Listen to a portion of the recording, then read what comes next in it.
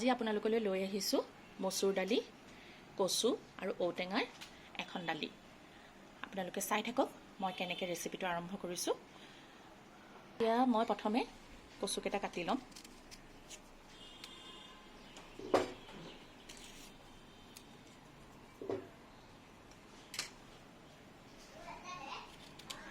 মই ইয়াত দুটা কচু লৈছোঁ আৰু এটা ঔটেঙা লৈছোঁ।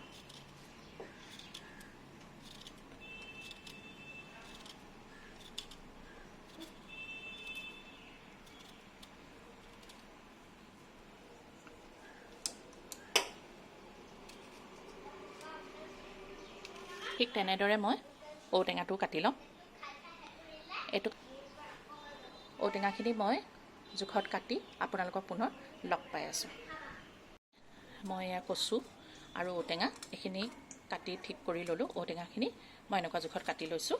এতিয়া মই দালিত দিবৰ কাৰণে কচুকেইটা জোখত কাটি ল'ম। অলপ ডাঙৰ ডাঙৰকৈ ৰাখিম, তেতিয়া খাই ভাল লাগিব। যিহেতু আমাৰ ঘৰত মানুহৰ সংখ্যা কম, সেইকাৰণে খোৱাৰ বস্তুখিনিও পৰিমাণ কম। ইয়াৰ কচুখিনি মোৰ কটা হৈ গ'ল। এতিয়া মই এইখিনি ধুনীয়াকৈ ধুই ল'ম।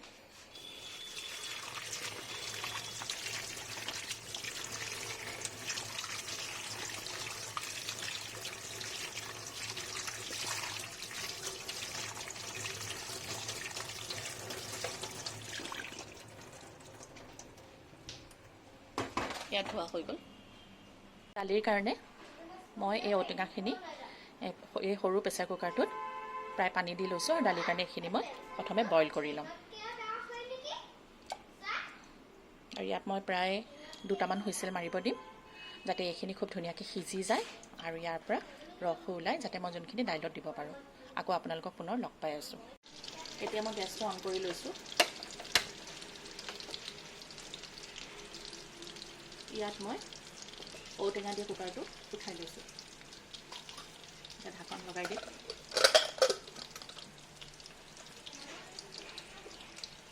আৰু 3টা হুইছেল মাৰিব দিম মই ঔটেঙাখিনি সিজিবৰ কাৰণে। সময়তে মই কৰি দিম।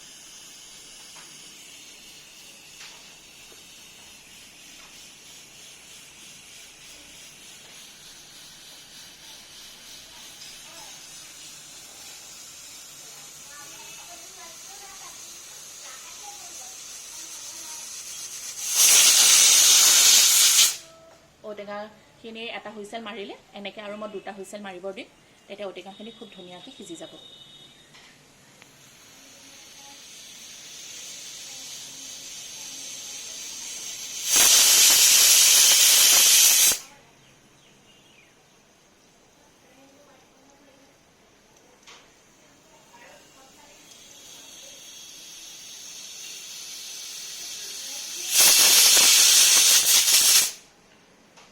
তিনিটা হুইছেল মাৰিলে এতিয়া মই গেছটো অফ কৰি দিম আৰু কুকাৰটো মই ছাইডত নমাই থৈ দিম, যাতে কুকাৰটো ঠাণ্ডা হয়।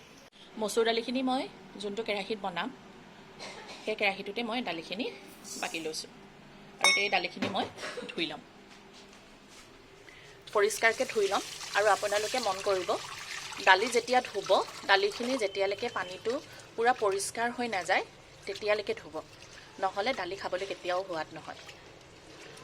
এতিয়া এইখিনি মই পূৰা খচি খচি ধুই ল'ম।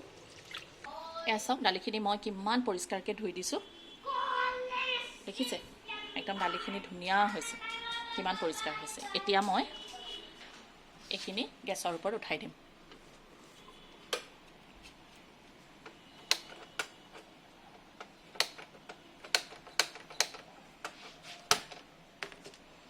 এতিয়া কেৰাহীটো মই গেছৰ ওপৰত উঠাই দিম।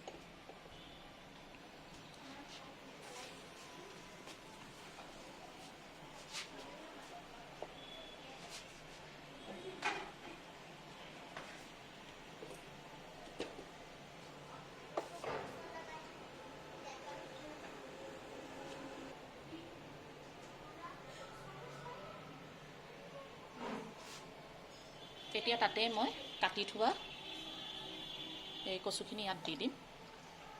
দালিও সিজিব, কচুৰ লগতে সমানেই সিজিব। আকৌ আপোনালোকক পুনৰ লগ পাই আছোঁ 15 মিনিটৰ পিছত।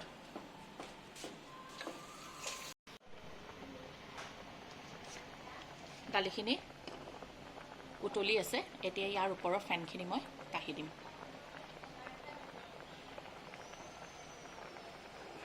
আৰু আগতে আইতাহঁতে কৈছিলে যে দালিৰ যদি ফেন কাঢ়ি খোৱা হয় তেতিয়া বোলে গাৰ বিষ নহয়।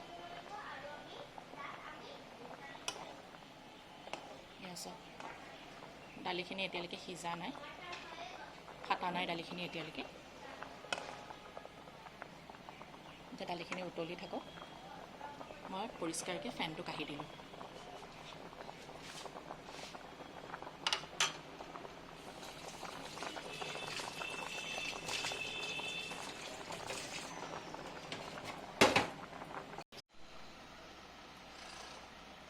এতিয়া চাওক, দালিখিনি প্ৰায় মোৰ সিজি গৈছে, কচু প্ৰায় আধা সিজিছে। এতিয়া মই এইখিনি ভালকৈ এবাৰ লৰাই দিছোঁ। দালিখিনি সিজোতে প্ৰায় মোক 12 পৰা 15 মিনিট সময় লাগিলে। আৰু আপোনালোকে কুকাৰত দালি বনাই খোৱাতকৈ সময় থাকিলে কেৰাহীত বনাই খাবচোন। কেৰাহীত বনাই খোৱা দালিৰ সোৱাদেই বেলেগ। এতিয়া ইয়াতে মই জোখৰ নিমখ দি লৈছোঁ আৰু 1 চামুচ হালধি। এতিয়া মই এইখিনি লৰাই দিম।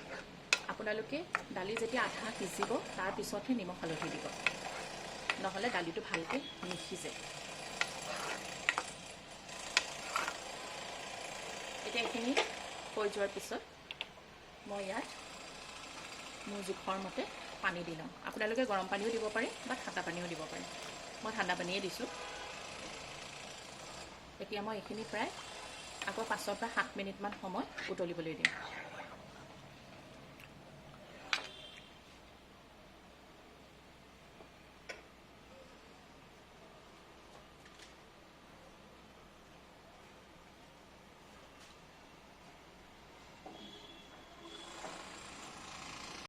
এয়া চাওক, দালিখিনি মোৰ একদম সম্পূৰ্ণকৈ সিজি গ'ল। দালিও সিজিলে, কচুও সিজি গ'ল। এতিয়া মই বইল কৰি থোৱা ঔটেঙাখিনি পিটিকি ল'ম ভালকৈ।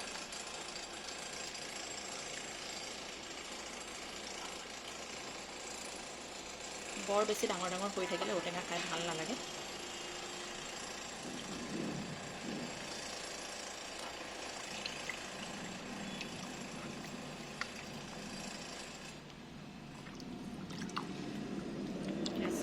মই ধুনীয়াকৈ ফেনেকি ল'লোঁ। এতিয়া এইখিনি মই দালিত দি দিম। এনেকৈ দালিত দিয়াৰ পিছত মই 2 পৰা 3 মিনিটমান এইখিনি উতলিবলৈ দিম। এতিয়া এইখিনি ভালকৈ উতলি থাকক।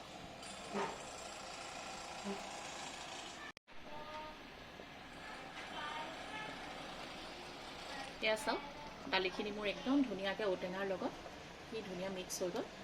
আৰু আগৰ দিনৰ আইতাহঁতে কয় যে যেতিয়া জুইয়ে উতলালে বা বনালে কিবা বস্তু জুইয়ে পুৰে, এনেকৈ বুটকৈ তলত পৰে বা জুইয়ে খায়, তেতিয়া বোলে তৰকাৰীখন বা আঞ্জা এইবিলাক খাবলৈ বহুত সোৱাদ হয়। এতিয়া ময়ো ভাবিছোঁ যে দালিখিনি যেতিয়া এনেকুৱা হৈছে খাবলৈ নিশ্চয় সোৱাদ হ'ব।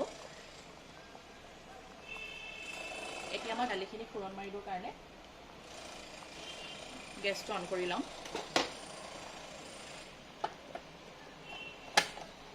ইয়াত মই সৰু কেৰাহী এটা বহাই দিম। কেৰাহীটো গৰম হ'বলৈ দিম।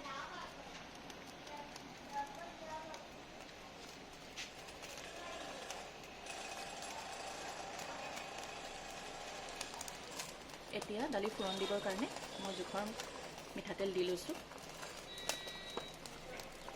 মিঠাতেলটো গৰম হ'বলৈ দিম।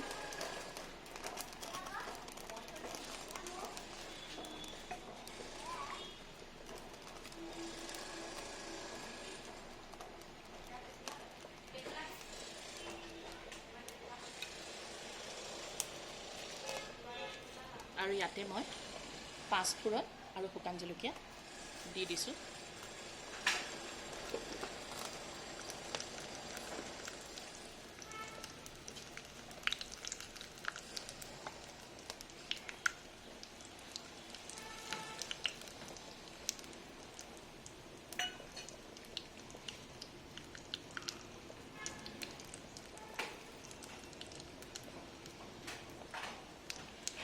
এতিয়া এইখিনি মই চিধাই দালিৰ ওপৰত দি দিম।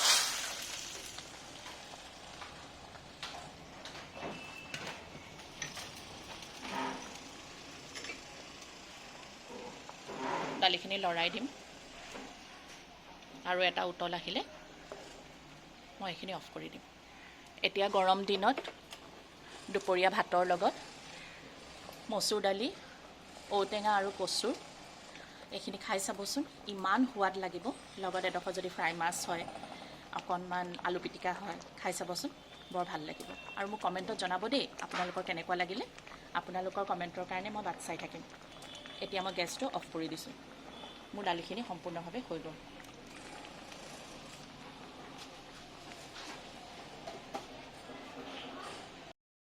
Thanks for watching the video. See you again.